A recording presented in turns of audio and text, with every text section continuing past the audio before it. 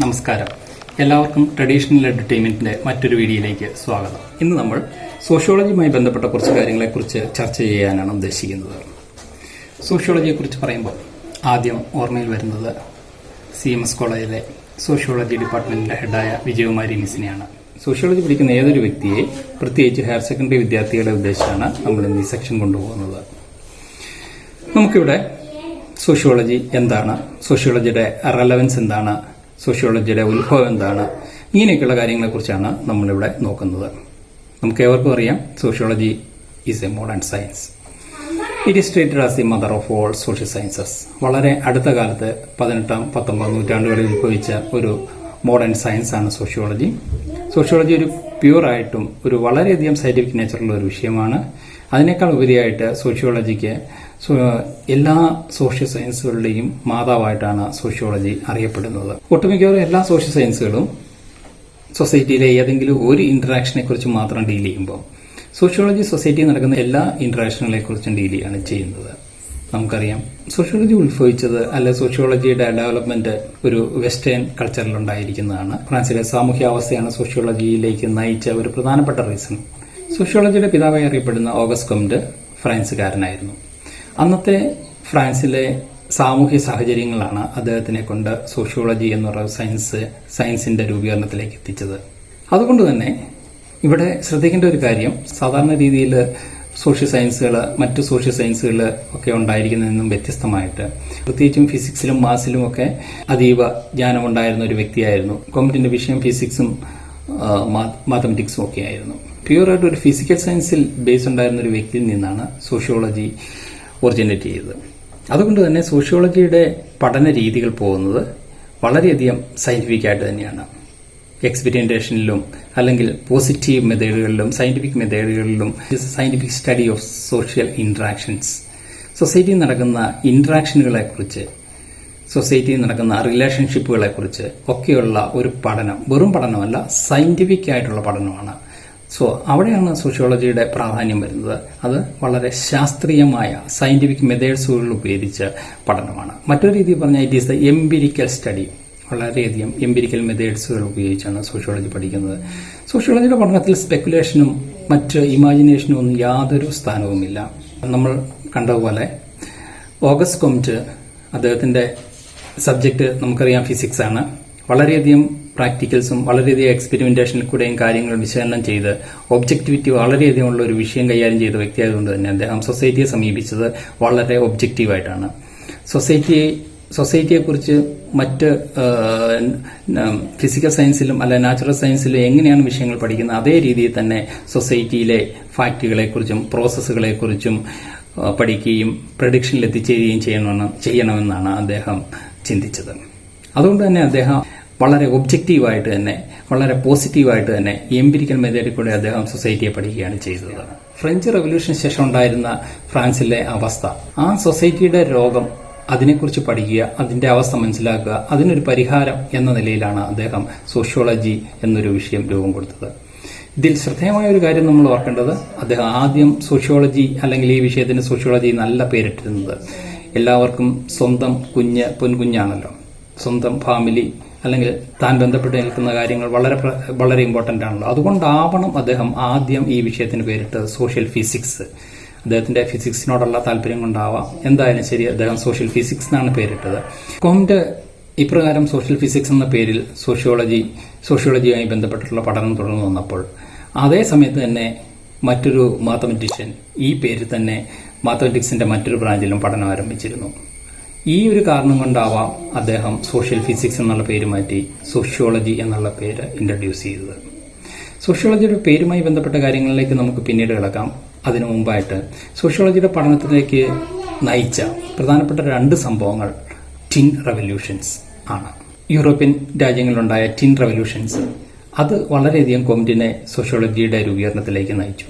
Tin revolution നിങ്ങൾക്ക് ഏവർക്കും അറിയാം, ഇൻഡസ്ട്രിയൽ റെവല്യൂഷനും ഫ്രഞ്ച് റെവല്യൂഷനും. ടിൻ റെവല്യൂഷനിലെ ഇൻഡസ്ട്രിയൽ റെവല്യൂഷന്റെ ഫലമായിട്ട് ഉണ്ടായ 2 ക്ലാസുകൾ, ക്ലാസ് സെഗ്രിഗേഷൻ, ഒന്ന് സമൂഹത്തിലെ ഒരു റിച്ച് പൂവർ എന്നുള്ള ഒരു ക്ലാസ് സെഗ്രിഗേഷൻ, ക്ലാസുകൾ തമ്മിലുള്ള അന്തരം, അതിന്റെ ഫലമായിട്ടുണ്ടായ പ്രശ്നങ്ങൾ, അതിനോടൊപ്പം തന്നെ ഫ്രഞ്ച് റവല്യൂഷന്റെ ഫലമായിട്ടുണ്ടായ അനാർക്കി, അരാജകത്വം.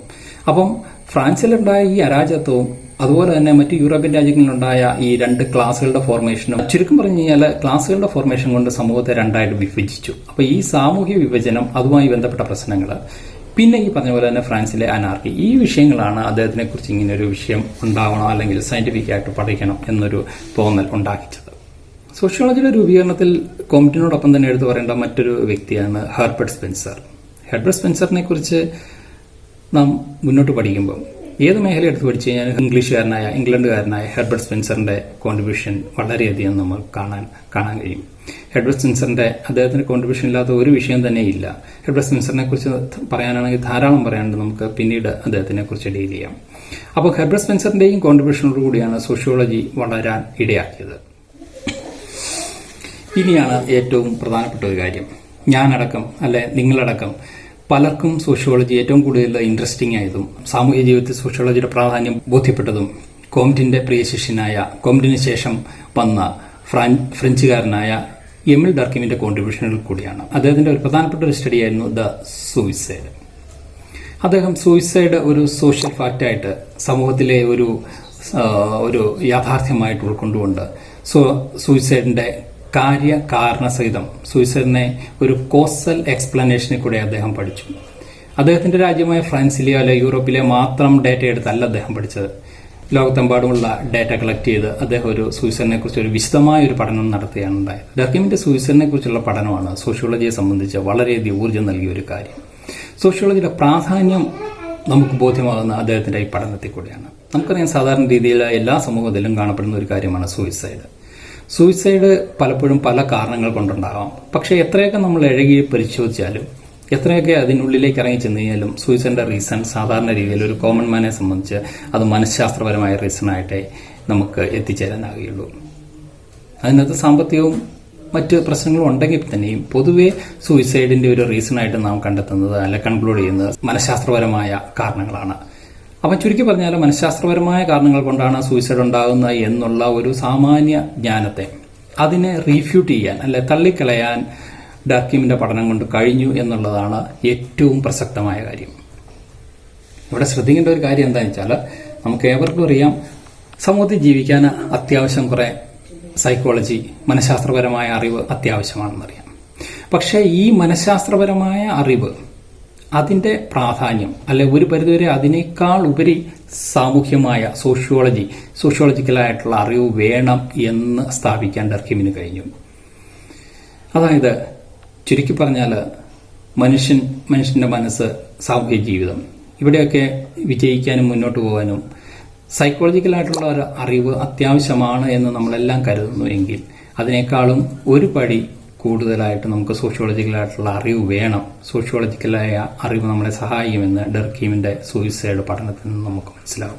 അദ്ദേഹത്തിന്റെ പഠനത്തിൽ നിന്ന്, അദ്ദേഹത്തിന്റെ വസ്തുതകൾ വിശകലനം ചെയ്ത് നിന്ന് അദ്ദേഹത്തിന് കണ്ടെത്താൻ കഴിഞ്ഞ ഒരു കാര്യം, ഏത് സൂയിസൈഡ് ആണെങ്കിലും അതിനൊരു സൈക്കോളജിക്കലായിട്ടുള്ള റീസൺ ഉണ്ടാവാം, പക്ഷേ ആത്യന്തികമായ റീസൺ സോഷ്യോളജിക്കലായിട്ടുള്ള റീസണാണ് ഏറ്റവും അടിസ്ഥാനമായിട്ടുള്ള, ഏത് സൂയിസൈഡിന്റെ അടിസ്ഥാനമായിട്ടുള്ള റീസൺ സോഷ്യോളജിക്കലാണ് എന്ന് അദ്ദേഹത്തിന്റെ കണ്ടെത്തൽ. ഇതിൽ നിന്ന് നമ്മുടെ സാമൂഹിക ജീവിതത്തിനും വ്യക്തിപരമായ ബന്ധങ്ങൾക്കും സൈക്കോളജിയോടൊപ്പം തന്നെ ഒരു പടി മുന്നേ സോഷ്യോളജിക്കലായിട്ടുള്ള അറിവ് വേണം എന്നുള്ള ബോധം നമുക്കുണ്ടാക്കി തരുന്നു. ഇവിടെയാണ് സോഷ്യോളജിയുടെ ശാസ്ത്രീയമായ അടിത്തറ, ഇവിടെയാണ് സോഷ്യോളജിയുടെ ഇമ്പോർട്ടൻസ്. ഇത് ഉൾക്കൊണ്ടു വേണം നമ്മൾ സോഷ്യോളജിയെ നോക്കിക്കാണാനും. അപ്പോൾ ചുരുക്കി പറഞ്ഞു കഴിഞ്ഞാൽ സൈക്കോളജിയിൽ ധാരാളം ബ്രാഞ്ചുകളുണ്ട്. അതിനകത്ത് സാമൂഹ്യ ജീവിതവുമായി ഏറ്റവും അടുത്ത് നിൽക്കുന്ന ഒരു ബ്രാഞ്ചാണ് സോഷ്യൽ സൈക്കോളജി. എന്ന് പറഞ്ഞു കഴിഞ്ഞാൽ സൈക്കോളജിക്കലായിട്ടുള്ള കാര്യങ്ങൾ. സൈക്കോളജി ഡിഫൈൻ ചെയ്തിരിക്കുന്ന it is the scientific study of human behaviour എന്നാണ്. പെരുമാറ്റങ്ങളെ കുറിച്ചുള്ള ശാസ്ത്രമാണ്. അവിടെ സോഷ്യൽ സൈക്കോളജി എന്ന് പറയുന്നത് it is social psychology which is defined as the scientific study of human behaviour in social situations. അവിടെ സാമൂഹ്യ അവസ്ഥ, സോഷ്യൽ സിറ്റുവേഷന് പ്രാധാന്യവും കൊടുത്തുകൊണ്ട്, സാമൂഹ്യ സിറ്റുവേഷനും പ്രാധാന്യം നൽകിക്കൊണ്ട്, സാമൂഹ്യ സിറ്റുവേഷനെ പരിഗണിച്ചുകൊണ്ട് മനുഷ്യന്റെ പെരുമാറ്റത്തെ വിശകലനം ചെയ്യുകയാണ് സോഷ്യൽ സൈക്കോളജി ചെയ്യുന്നത്. അവിടെ ഈ സോഷ്യൽ സൈക്കോളജി എന്ന് പറയുന്ന ബ്രാഞ്ച് തന്നെ ഉണ്ടായിരിക്കുന്നത് സോഷ്യോളജിയും സൈക്കോളജിയും ചേർന്നാണ്. അപ്പോൾ ഇവിടെയെല്ലാം നമ്മുടെ പ്രായോഗിക തലത്തിൽ സോഷ്യോളജിയുടെ ഇമ്പോർട്ടൻസ് ആണ് കാണുന്നത്. സോഷ്യൽ സൈക്കോളജിയിലെ വളരെയധികം ഇൻട്രസ്റ്റിംഗ് ആയിട്ടുള്ള ഏരിയകൾ നമുക്ക് പഠിക്കാനുണ്ട്. ഹയർ സെക്കൻഡറി സ്റ്റുഡൻസിനെ സംബന്ധിച്ചാണെങ്കിൽ അവരുടെ സിലബസിൽ കാര്യമായിട്ട് സോഷ്യോളജിയുടെ ഇൻട്രസ്റ്റിംഗ് ആയിട്ടുള്ള രസകരമായ ഏരിയ ഒന്നും ഇല്ല എന്ന് തന്നെ ഒരു തരത്തിൽ ഇല്ല എന്ന് തന്നെ പറയാം. കൂടുതലും ഹിസ്റ്റോറിക്കൽ ആയിട്ടുള്ള ഒരു അപ്രോച്ചാണ് സോഷ്യോളജിയിലുള്ള, പ്രത്യേകിച്ചും കൊളോണിയൽ ബേസിൽ കൂടിയാണ് കാര്യങ്ങൾ നോക്കിക്കാണുന്നത്. പക്ഷേ സോഷ്യോളജി എന്ന് പറയുന്ന ഒരു വിഷയം അതൊന്നുമല്ല. ഇതിനെല്ലാം അപ്പുറത്തേക്ക് സോഷ്യോളജിക്ക് വളരെയധികം മാനങ്ങളുണ്ട്. സോഷ്യോളജി വളരെ ഇൻട്രസ്റ്റിംഗ് ആയിട്ടുള്ള ഒരു ഏരിയ തന്നെയാണ് സോഷ്യൽ സൈക്കോളജി. അപ്പോൾ സോഷ്യോളജി നിങ്ങൾ മുന്നോട്ട് കൂടുതൽ പഠിക്കുകയാണെങ്കിൽ സോഷ്യൽ സൈക്കോളജിയിൽ വളരെ ഇൻട്രസ്റ്റിംഗ് ആയിട്ടുള്ള ഏരിയകളുണ്ട്. ഗ്രൂപ്പ്സ് ഉണ്ട്, അതുപോലെ തന്നെ ഇൻഡിവിജ്വൽ സെൽഫ് ഉണ്ട്, ഗ്രൂപ്പ് സെൽഫ് ഉണ്ട്, അല്ല ഇൻഡിവിജ്വൽ മൈൻഡ് ഉണ്ട്, ഗ്രൂപ്പ് മൈൻഡ് ഉണ്ട്, പിന്നെ സോഷ്യോഗ്രാം ഉണ്ട്, സോഷ്യോമെട്രി ഉണ്ട്. ഇങ്ങനെ വളരെ ഇൻട്രസ്റ്റിംഗ് ആയിട്ടുള്ള ഏരിയാസ് ഉണ്ട്. അതുപോലെ റിസർച്ച്, സയൻസിന്റെ ഒരു പ്രധാനപ്പെട്ട ഒരു എലമെന്റാണ് റിസർച്ച്. സോഷ്യോളജിയിലും സോഷ്യൽ റിസർച്ച് ഉണ്ട്, റിസർച്ചുമായിട്ട് ബന്ധപ്പെട്ട കാര്യങ്ങളുണ്ട്. ഇങ്ങനെ വളരെയധികം ഇൻട്രസ്റ്റിംഗ് ആയിട്ടുള്ള ഒരു ഏരിയ ടോപ്പിക്കുകൾ സോഷ്യോളജിയിലുണ്ട്. ടോപ്പിക്കിലേക്ക് കിടക്കുന്നതിന് മുമ്പായിട്ട് +2 കുട്ടികളോട് പറയാനുള്ള ഒരു കാര്യം, അവരുടെ ടെക്സ്റ്റ് ബുക്കിൽ കാണുന്ന ഒന്നും സോഷ്യോളജി അല്ല. അതിനപ്പുറത്തേക്കാണ് സോഷ്യോളജി കിടക്കുന്നത്. വളരെ ഇൻട്രസ്റ്റിംഗ് ആയിട്ടുള്ള, വളരെ സയന്റിഫിക് ആയിട്ടുള്ള, ഒരു പരിധിവരെ സൈക്കോളജിയുടെ ആ ഒരു ഇൻട്രസ്റ്റ് കീപ്പ് ചെയ്ത് നിർത്തുന്ന രീതിയിലുള്ള സോഷ്യോളജിക്കൽ കണ്ടന്റുകൾ നമുക്ക് പഠിക്കാനുണ്ട്. അപ്പം അതിനൊന്ന് സജ്ജരാകുക എന്നുള്ളത് മാത്രമാണ് എനിക്ക് അവരോട് പറയാനുള്ളത്. നമ്മുടെ ശരീരത്തിന് രോഗം ഉണ്ടാകുമ്പോൾ നമ്മളൊരു ഡോക്ടറെ കാണും.